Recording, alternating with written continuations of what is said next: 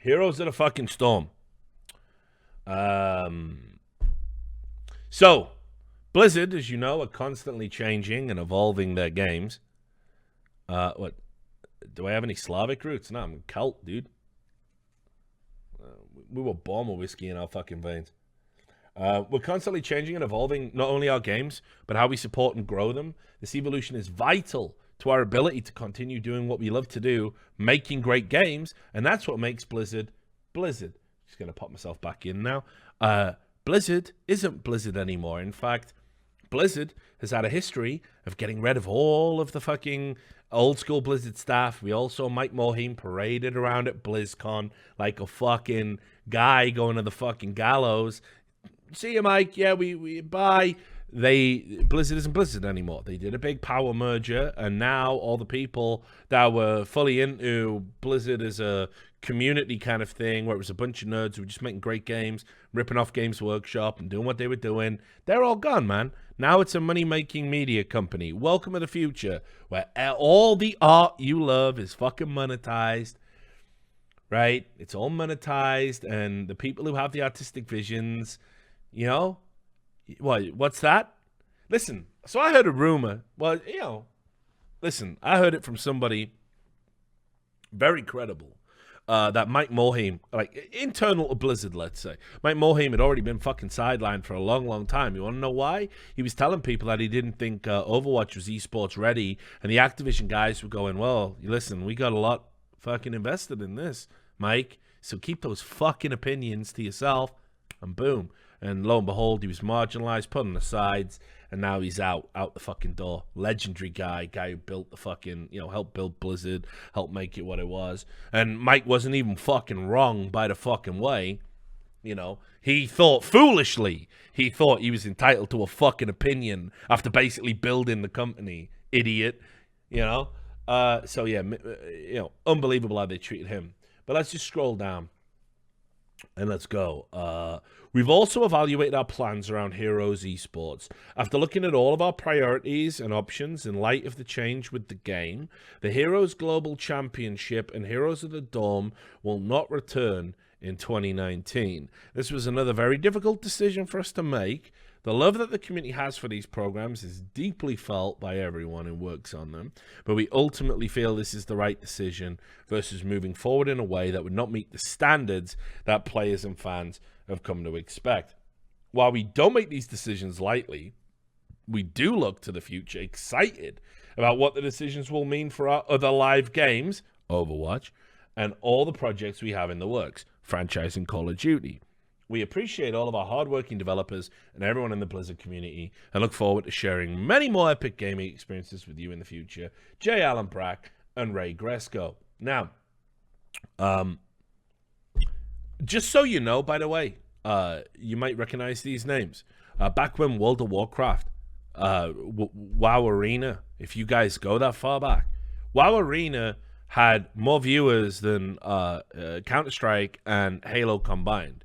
In fact, if you know your history, ESL used to have a show dedicated to WoW Arena. Joe Miller and Too Good were the commentators on that. WoW Arena was a big fucking deal for esports back in the day. So much so, CGS, in partnership with Dell, even ran a WoW Arena tournament, which is completely fucking forgotten about. So they don't... Well, what they don't want to tell you is that, our friends this is the guy who fucked that up. Because they didn't want third parties running WoW events. Stop me if this sounds familiar. They didn't want third parties running WoW events unless they absolutely gave express permission, which is why you only ever saw ESL do it, and that was only because of the Intel sponsorship. And the only people who were allowed to do it were the CGS that once, which was a complete fucking flop, and pretty much Blizzard themselves. They stifled the growth of the biggest esport at the fucking time because they didn't understand what esports is and don't know how to fucking work an esport and still don't to this fucking day. So let's fast forward a little bit. Heroes of the Storm. So I used to be really well liked by Blizzard. I know this is super hard for you guys to believe. But I remember it happened. I'd written some reports, and Blizzard really liked them because it helped shine a light on the game in a positive light. Blizzard actually really liked my stance where I called out big organizations for not keeping their promises. Basically, when I wrote like Land of Broken Promises, which is quite a famous piece from like 2010, 2011, it was one of the building blocks of my career that helped me get to where I am today. Blizzard employees were saying to me, thank God you're calling these people out, because it's only going to hurt StarCraft and StarCraft 2's growth and all of this. And we don't agree with what they're doing. We don't want people to use our game to get fucking famous at the expense of our community. And I was like, oh, cool. So they actually liked my journalism, even though my journalism was about negative stuff. And I even remember one time I was on the you get this little fucked up train if you go to DreamHack Winter, you go to Jan Sherping. You can do it by if you go there late at night, you get an overnight coach, and it's a bus. But if you go in the day, you get a train. And one time I was getting a train, and all the Blizzard employees were on there. And they went, "Oh, Richard, come over, right?" Because they like me. And I went, "Oh, okay, cool." And they were all going like, "Oh, I love your stuff, love it, blah blah blah, great to see you." And we were all talking and hanging out, and they said, this is true. We love the fact that you wreck Riot games all the time. And it's like, it just takes all of the attention away from us. We love it. Thank you. And I was like, I only wreck Riot games because they do bad shit. Like, you realize that. Like, if you ever do bad shit, I'll wreck you guys too. And then, like, the conversation got fucking, like, straight awkward and stuff. But it was just like, what a weird thing to say. Like, oh, thanks for wrecking one of our competitors. I'm not doing it for political reasons. I'm not a Blizzard fanboy. I just think Riot are worse. Fuck up and you'll find out. So that was funny. But anyway, so it was before Heroes of the Storm launched. Like, I used to be on all the mailing lists. This is a true fact. I was the first journalist to publish a review of StarCraft 2. I know this is insane to believe. I beat I stayed up for 72 hours after getting my advanced copy from Blizzard. I played through the campaign. Didn't sleep, wrote an article, and submitted it to the website I worked for at the time called Gaming Heaven. And I was the first journalist to review StarCraft 2 by any stripe. This is a fact.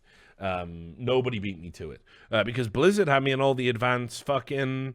I've got memorabilia over there in that fucking closet, guys. Like, straight up, like, all shit that must be worth money. Zerg brooches that you could only get with the journalist edition of StarCraft 2. The original disc. I've got the original Blizzard press release with all the wallpapers on, and the original PDF files, and everything for the launch of StarCraft 2. Like, I got it all, because they really, really show our lives. All right, hold up.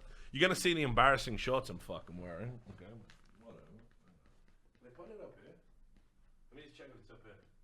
Yeah, actually, the limited edition StarCraft 2 brooch is it's next to my Aegis from Dota 2. So this is I'm not going to the closet because the closet is fucked up. Yo, what are you laughing at? What are you laughing at, you fuckers? You made me readjust my window unintentionally. Yo, what the fuck? What is wrong? Like, listen, I live in fucking Vegas. It's still warm out here, motherfucker. You know what I'm saying? I might want to go out to the pool. I told you, as soon as the sun starts coming up, I'm off to my fucking balcony, watch the sun come up, bask in some warmth, drink some whiskey, eat some eggs. Maybe you live in some cold-ass piece of shit place, but I wear shorts all the time. I only wear trousers if I go outside. So thanks anyway. Here we go. This is the limited edition StarCraft 2 Zerg brooch that came with the press pack. And I've never even taken it out. Let's see. Yeah, still got the thing in the back. So there's that. And yeah, you can see, I literally haven't unplugged it from the cushion. So I don't know if that's worth any money. Probably not, but maybe. But I got this. I got the original fucking press like I said, I literally have the original. It's just a CD with StarCraft 2 written on it, like what you would burn to fucking play in your car or whatever.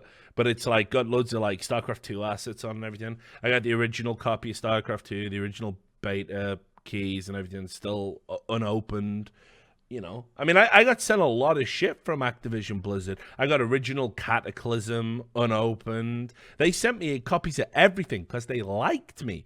They do this now. If you're a friendly journalist, you get a ton of shit off them. I mean, they look after you. I mean, fuck, like I say, I'm good. One last look at the Zerg StarCraft 2 brooch from 2010.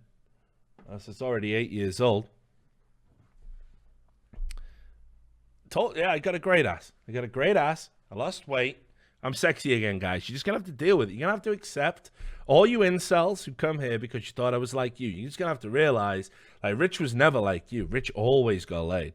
And being a bisexual, I get whatever I want, whenever I fucking want it. I got options all the time, you know? So deal with it.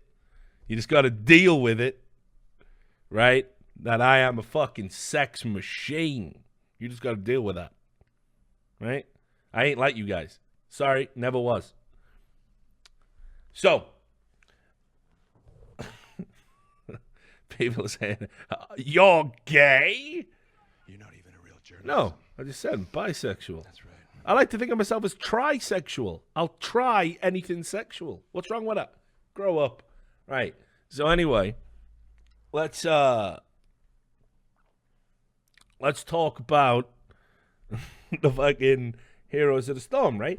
So, I got invited to a party. I can't remember what it was for. You know, it was as if people saying I'm a bottom. Also grow up. Come on. I got top tattooed all over my motherfucking face. What are you talking about? So I can't even.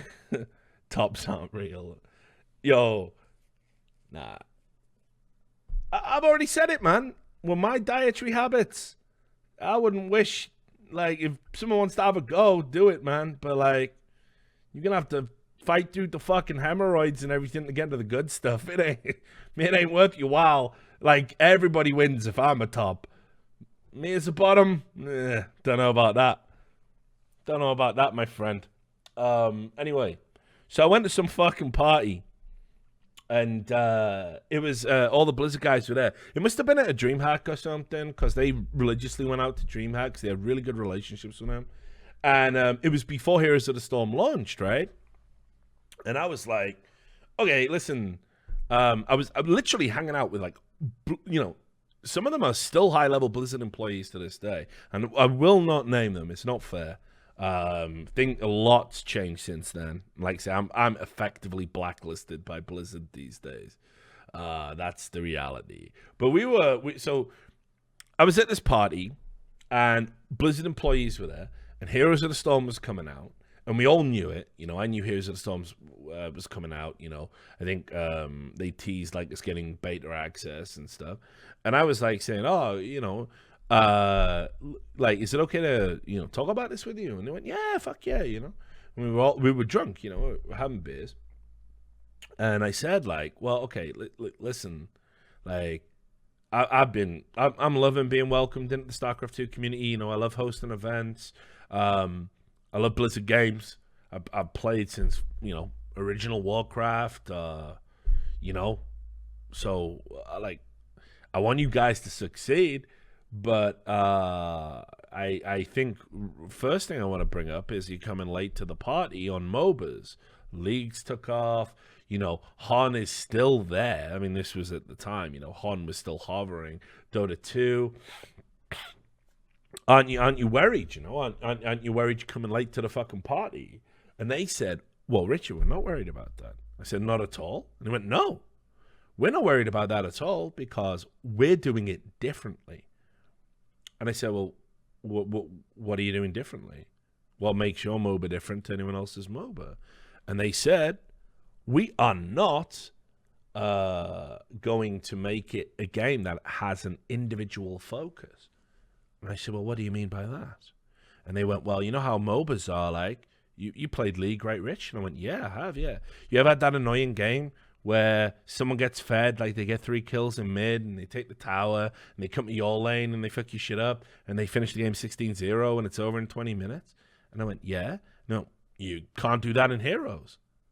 You're not going to be able to do that in Heroes. And I went, yeah, but I mean, isn't that kind of part of it? Isn't that kind of the skill? And they went, yeah, but we think that's really off-putting to novice and amateur gamers. So I like said, like, well, I don't know about this as a direction, my friends.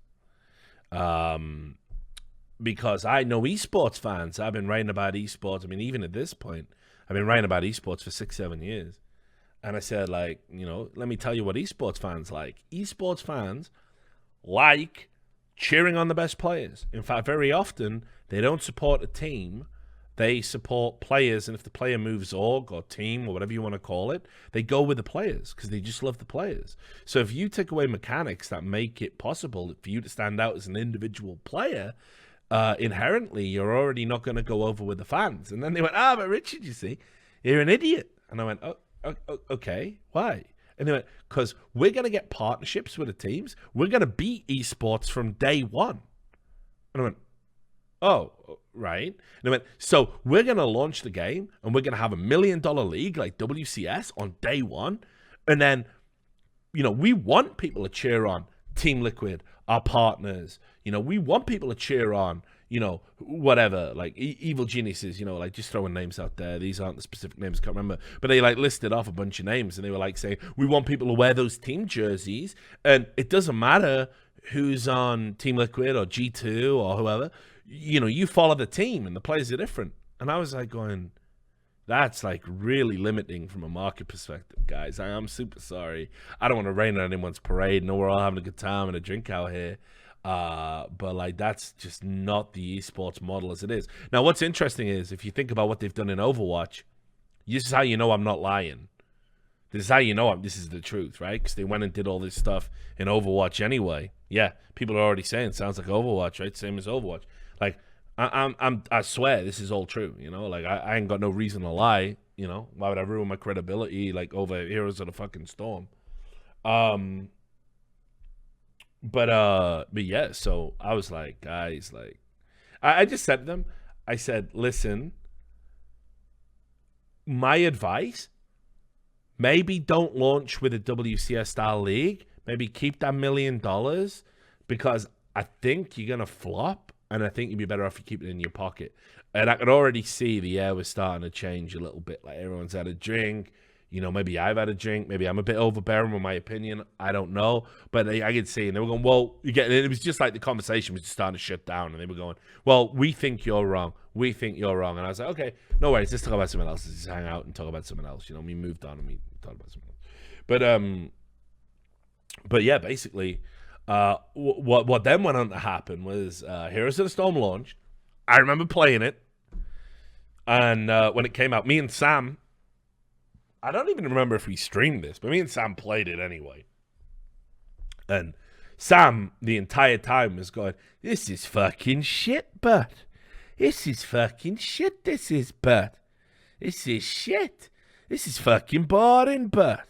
And there were a lot of problems with it. I mean, if people remember, like, when it came out, there were a lot of issues with it. I mean, like, there was pretty, like, long... It took a long time to get into a game. Every time you go into a game, it was, like, different maps. Like, sometimes you had the one with the plant things on, and sometimes you had the other one, and, you know, there's no shops, and you had all this stuff to learn. But the bottom line was, it was like, I'm leveling up because of something some other guy's doing. Like, it's largely irrelevant.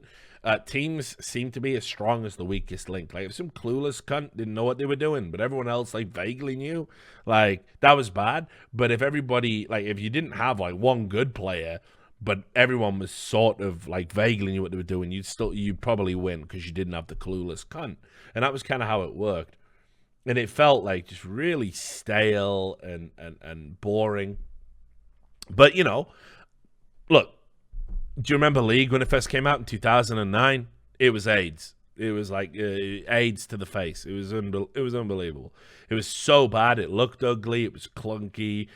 There was huge imbalance in the heroes and stuff. You're not even a real journalist. So, you know, League had problems. Dota had problems. Fuck, I was there. I played fucking Horton. I was like, yeah, Han's great. You know? Flip Beastwood. Loved all that, right? But I mean, like, you know, all of these games had problems at launch. You know, there was fundamental imbalance issues. You know, HOTS had some issues.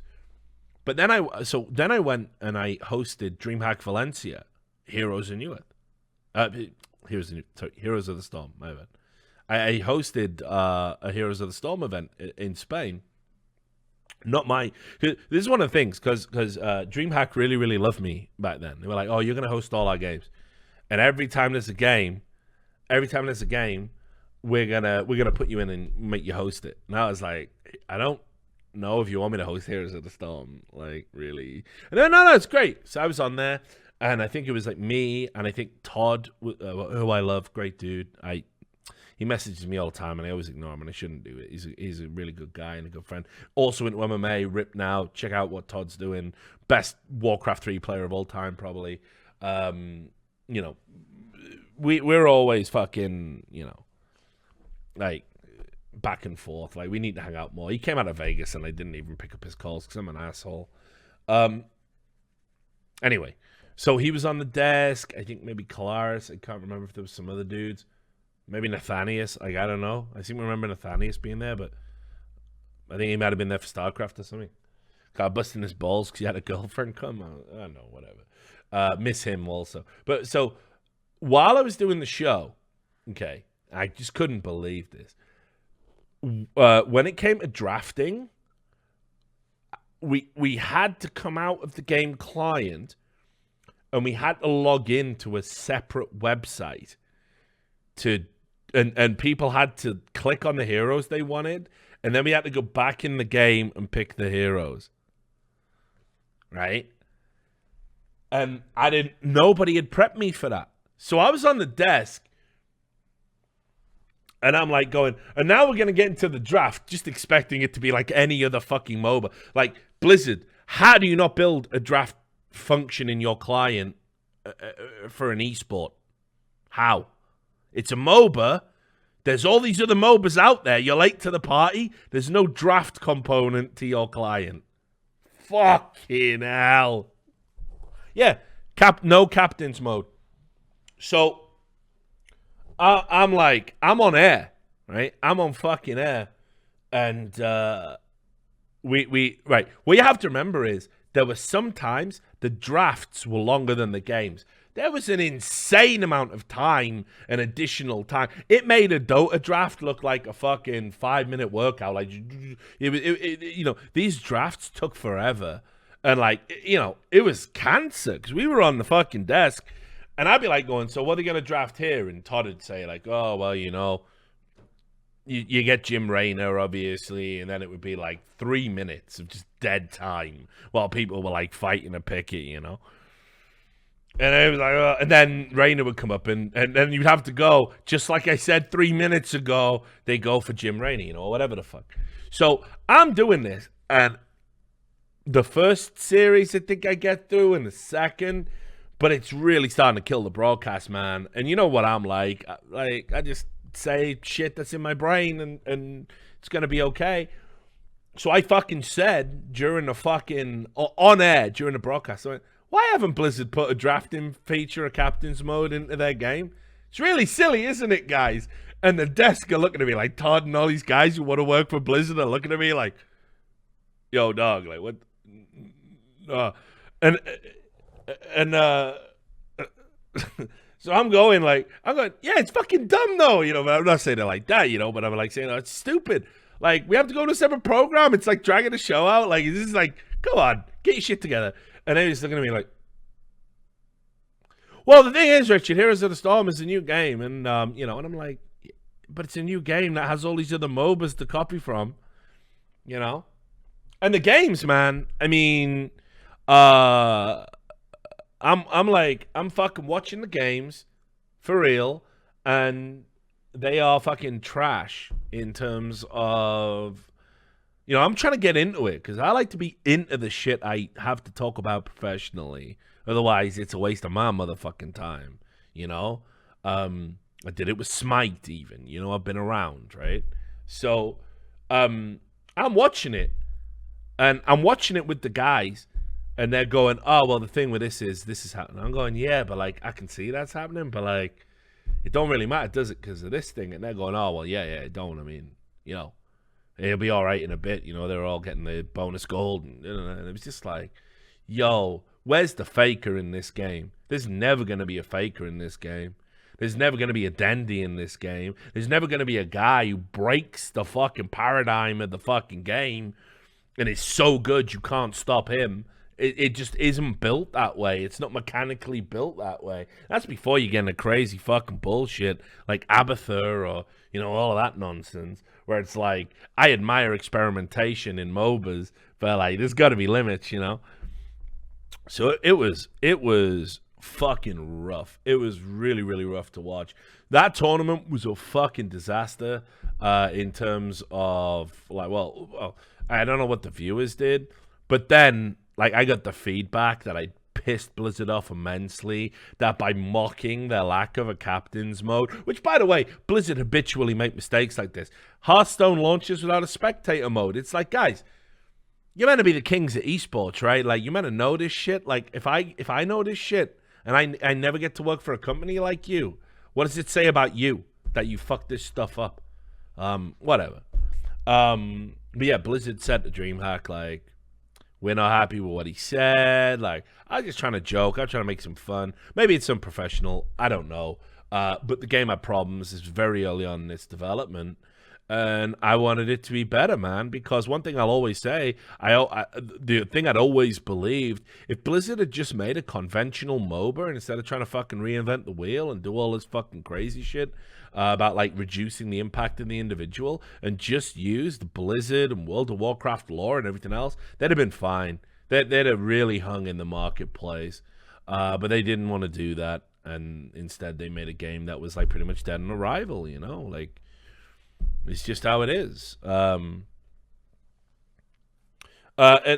listen, I'll also say this: like, you will notice that with the talent trees going into Dota 2, it's not like Heroes of the Storm didn't contribute anything positive to the MOBA space. It's just unfortunate that it was all implemented better by other MOBAs that had bigger player bases. So, anyway. Let's fast forward another little bit, right? Let's get ahead in time. And, hang on, let me drink some of this.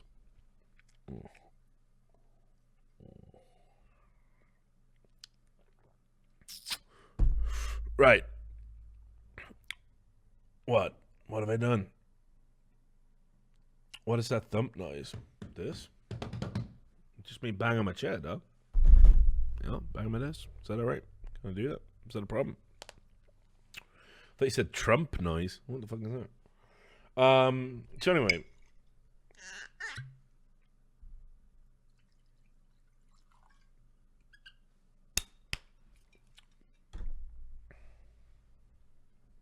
So let's fast forward a little bit. And like Heroes of the Storm was already fucking starting to struggle and you know, wasn't breaking the ground that it happened, that it should have probably had.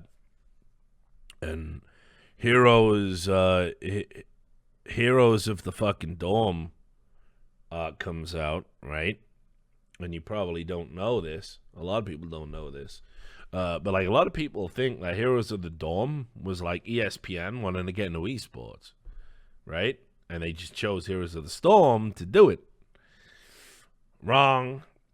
Blizzard was so adamant to double down and push Heroes of the Storm as the esport. They paid ESPN for Heroes of the Dorm. I have this on good authority from multiple people who worked on ESPN production that actually it was the other way. You know, now, you know, you pay to broadcast Overwatch, you pay to broadcast, you know, Counter-Strike, you buy the license. Blizzard paid ESPN to broadcast Heroes of the Dorm. So, you know, you already start to understand how this stuff is fucked up and why they start to lose money on the project, you know? Like, I remember hearing that, and I was going, oh, no, because I don't even know if you have to do that, but they really want it. Like ESPN were definitely interested in showing some esports broadcast, but they were looking at all other stuff that was jumping off at the time. And Blizzard basically came in and said, like, if we pay for ESPN to broadcast this stuff, it's gonna put us front and center, especially with the ties to collegiate esports. So let's fucking pay, you know. So the first Heroes of the Dawn was a paid spot. I don't know about the others. I didn't talk to anyone about it after the fact. But the first Heroes of the Dawn, to my understanding, was a paid. It was promotional. It was basically an advertisement that ESPN and Blizzard decided to do as a joint venture. And Blizzard honestly thought that with the slick ESPN production, somehow it would make everyone at home go, oh, wow, especially with the collegiate angle. And it just didn't. And again, you can see how they start applying this lesson to Overwatch and why Overwatch is a complete load of manufactured garbage. Even in their financial report announced, they've admitted Overwatch players are down because they have to admit these things because you can't lie to shareholders. Their their monthly average users are down. Profit from Overwatch is down. You want to know the only thing that makes Overwatch profitable? The Overwatch League. The Overwatch League makes it profitable because they've managed to con a bunch of people into fucking paying, you know. Thanks for the great stream. I just want you to know that even though we are your abandoned child, the non-retarded CSGO community still miss your presence, yet appreciate your content. Well, thank you very much. Listen, you know, I ain't going anywhere. I said 2019, I'm gonna focus on streaming and just being me, being who I am. You know, I see people fucking that are way less fucking talented and less interesting than me. You know, holding lots of people as streamers. Fuck it, I can do that. I can tell a story or two. So let me show you actually. Let me see if I can find this financial report for you.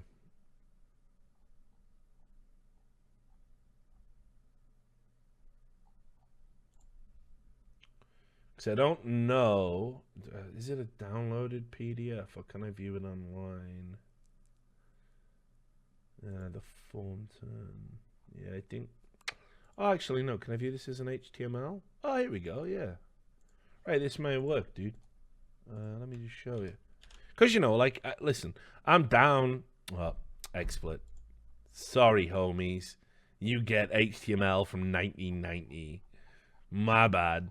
Thanks, XSplit. Anyway, like, I might just put a link in the chat. You guys can go dig through this if you want. But yeah, basically, use OBS. Sorry, buddy. I'm too fucking. I'm too mentally frail to do that. OBS blows my mind. I can't do it. It's like looking at the Matrix for me. So anyway, basically, I'll put the link in the chat. You guys can go get this. Go get that bread, as they say. Here it is. Have at it, my friends. I don't know why the filing date was November the 8th, and I just came across it today, but, you know, or yesterday, but whatever. So you can go and have a look. But basically, in their financial records, it's like they're always talking about how their profits in other areas are offsetting the failures in other areas. And I don't think it's any coincidence that the Q3 filings go in and they decide to cut Heroes of the Storm Esports. Heroes of the Storm Esports was a big money sink. It was a massive money sink. Had no endemic scene, man. I mean, this is a reality. In fact, actually, okay. I was going to put a report about this since it's y'all here. And there's like 800 of you or something. You're all good people. And you know me, I never tell no lies. And like to be straight with my audience, and you know I gotta go and eat these eggs real soon. Keep one eye on the light out my curtain. So let me just tell you, right. So I had a few of the refugees, like Blizzard refugees, reach out to me, basically tell me some stuff, and like I said, I'm gonna write it all up in a report for VP Esports. But they basically said that they made so the original the long-term devs, they started moving them off in the middle of this year, so around about June, July. But they kept the esports devs on, so the people who deal with the esports development and everything else, and they got told like 5 days ago. Right, we're pulling the plug. Here's the NDAs. You're signing these NDAs, and you can't tell any players, any organizations, anyone, right? So all the contractors, all the freelancers, they found out from the blog post. So that's how it went down, dog. And I got that from 3 separate sources. So, I mean, I don't know. It's pretty bad, right?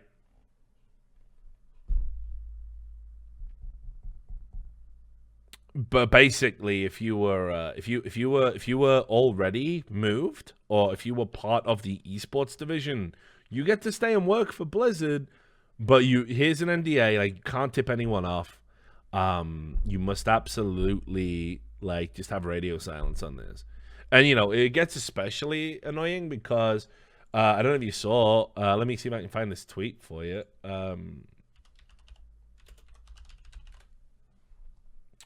My friend Sarah Mueller, and again, this ties in what I was talking about right at the start when I first started talking about this, about how Blizzard have friendlies, and if you're friendly, you get everything. You get told everything. You get access to everything. Sarah Mueller was the person who said that me, Monte Cristo, Sir Scoots, being on a panel of esports luminaries and experts is bad because we're white men. And I'm like, I can't think of anyone that's done more for esports journalism than me, but okay, sorry. Fuck me, I guess. Now, whenever I get asked to join panels, I'm just like, nah, I'm a white male. I'm out. It's not even worth the hassle, dude. Like, you saw my reaction to the Games Awards, with Jeff Keighley, and I just said, like, listen, if I messaged him and I said, if you ever do decide to go for an esports panel, like, don't ask me to be on it, because if you do, you're gonna get called a Nazi, and I'll get called a Nazi, and we'll deal with all that white fucking male. Here's the thing: 10 years from now, it'll probably be a 50-50 split. But unfortunately, the progenitors of esports were white dudes. Like, there was a barrier to entry for PC games. I went to the events back in the day. There weren't no women. I didn't see black guys. I saw black guys on consoles. That's obviously a big global socioeconomic, there's reasons behind that. I don't support those reasons. I'm not prejudiced to anyone, but I am an expert in my field. Can I help other people, like, come up by lending them my expertise? No, you're a white male. Okay, right. Well, I'm glad we had this talk. It's fucked up. It's fucked up. But now I won't go on panels. I've been asked. I left the UK panel I was on, the UK esports panel. I was like the mentor for journalists. It would have benefited many women journalists, many male journalists, but people attacked me and said, you're a white male, you shouldn't be on the panel, so I just left. So now my expertise stays in the closet. It's just where it is, man. Like, it's fucked up. Anyway, so this Sarah Mueller character who's attacked, and then pretended, oh, I'm not saying it's because you're a white male, even though I explicitly used the words, the panel's too white and too male. Listen, so she said this. In this tells you all you need to know. Sarah Mueller has written many positive stories about Blizzard, almost endlessly positive stories. I love Overwatch. I love it. It's diverse. It's representative. Even though I've known about this for a week, it doesn't hurt any less. Heroes was the first esport I covered over 3 years ago, and the one that got me into this awesome industry. I will always cherish the great friends I made through the scene. Rest in peace. So you've known about it for a week, but the contractors found out from the blog post you're referencing, the commentators and people like that, they didn't know. Org owners who got told, hey, it's it's fine, sign your sponsors, sign your team for next year. Nothing's going to change. You got told that 4 weeks ago. But you've known for a week. As a journalist, you said nothing. So you've known about this for a week, didn't report it. Did you sign an NDA? What are you signing an NDA for if you're a journalist? I don't think she did sign an NDA, just to be clear. I think she just kept secrets because she's friends with Blizzard. Well, I'm glad you're lecturing me about why I can't tell journalists what they should and shouldn't do. You're definitely a paragon of fucking virtue in that regard. So, whatever. So, yeah, do I feel fucking sorry? Do I feel sorry for fucking all the people involved in fucking HOTS? Yeah, man. 100%, dude. They got fucked. Not because Blizzard don't have a right to shut down an esport. Not because you shouldn't prepare for the inevitability that an esport might fucking end. But you should absolutely, you know, if you've contributed to a scene that a big corporation has profited from, they should have the fucking common decency to come to you and just say, like, listen, guys, like, I don't know if you want to re-up with your team. Save yourself some money. We ain't doing a season next year. And then it's like people go, oh, it's sad. At least I didn't drop like $100,000. And it was sad. The commentators, shit, man. Reach out to the commentators. Tell them, like, listen, we're Blizzard. We've had Nathanius and StarCraft, you know, all of these games. Like, we will consider you for other games. Like, this isn't the end. Like, say it, right? No, you don't do it. But you're tipping off your journalists like, oh, hey, Sarah, just a heads up. Thanks for the PR down the years, but Heroes of the Storm is dead. Don't be sad. You telling any of the people who need to know? No, just you. Okay, cool. Good times. Good fucking times. That's Blizzard, man. That's what they are now. They don't give a fuck about anything. Give me positive press or fuck your mother. Give me your fucking, give me profit or fuck you. Give me, we got to do that shit for the shareholders. Old school Blizzard is dead, man. Activision reigns supreme. The end.